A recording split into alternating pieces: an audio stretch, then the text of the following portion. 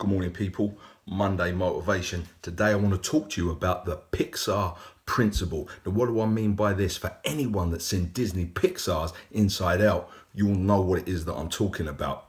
Now, one of the emotions, sadness, do you know what? I'm seeing this all over the place. I'm seeing it all over social media. I'm hearing people talk about it. Listen, even motivated and you would say successful people are suffering from this. You will see posts going up saying, I've just got that feeling today. I've just got that sad feeling today. And there's no kind of explanation for it. But it goes to show that this hits anybody. Heavy-hearted, sadness. And what have I learned from Disney Pixar's Inside Out? Now, sadness is one of 5 emotions. You've got joy, you've got sadness, you've got anger, you've got disgust, and you've got fear. Now, that people love to be joyful. Let's look at the emotions individually. Now, people love to be joyful.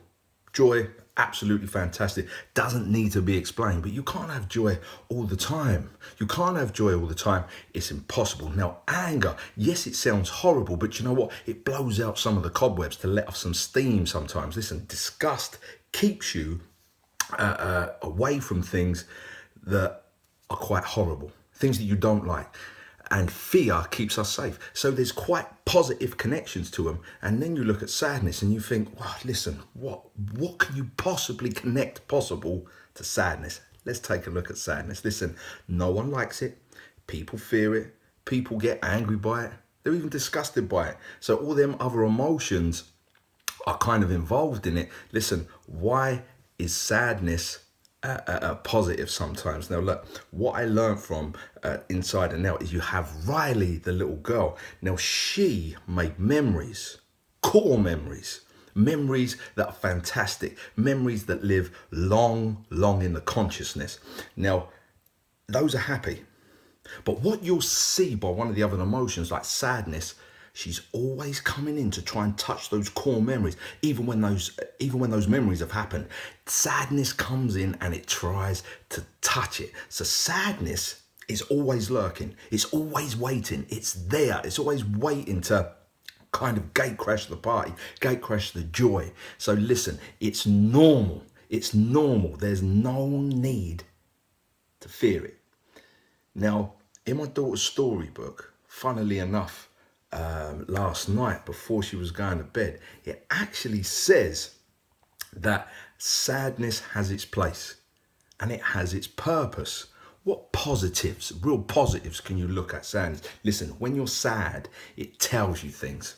It tells you things. It makes you realize, listen, it makes you realize what's important to you. It makes you realize what's important to you. Like if you've studied really hard and you haven't got the results in which you would wanted to get at school, listen, it makes you sad. If you're saying goodbye to someone that you truly love, listen, that makes you sad. It makes you realize that those results were important to you and that person is important to you. So when you're sad about something, it's telling you that something important, and it makes you realize that something is important to you and you should kind of concentrate and be grateful for that. It kind of trains you. It kind of trains you into thinking in the right way. Now, when you're sad, what you have to do is think to yourself, what am I learning in this instance? What is sadness trying to teach me? Am I taking something for granted? Am I sad about something that I've missed? Or do you know what? If I'm sad, is it because of a positive reason? Has someone that I love gone away, but they're going to be coming back? Are those school reports? Listen, I can work hard at those school results to actually make it better. Anything that makes you sad, it makes you realize, and ultimately you can put right. But this is the thing, it trains you, it changes, it helps you. Listen, and I want to put this analogy out there. There are flowers, there are plants with medicinal values that help us heal. Now, the reason that those flowers and those plants have got medicinal qualities is because of the marshes and the bogs and the mires in which they grow in. There we go. There we go. Some amazing positive things can come from the environment in which they grow in. The sadness, the heavy-heartedness, the darkness. Listen, the shade. There are plants that grow better in the shade. There are plants and nature that grow better by the moon than what they do the sun. But it's just the moon as opposed to the sun. It's considered to be negative. Darkness, these dark places, horrible places you don't want to be. Bogs, mires, marshes. These places make stuff grow. So that's what I want you to take from this. If you're in sadness mode, listen, that's a normal emotion to have, so don't be fearful of it.